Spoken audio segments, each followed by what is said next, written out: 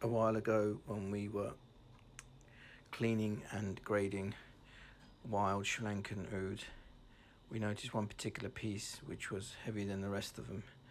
At further examination, we realized there was like a metal ball bearing lodged in there.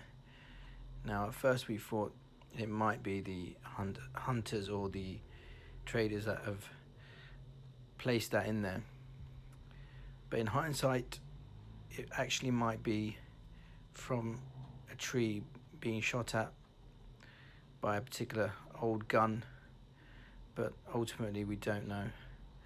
But it was a surprise, and I have heard of people finding all sorts of other metal objects in wood itself, whereby the traders have been trying to deceive the weight of the actual batch.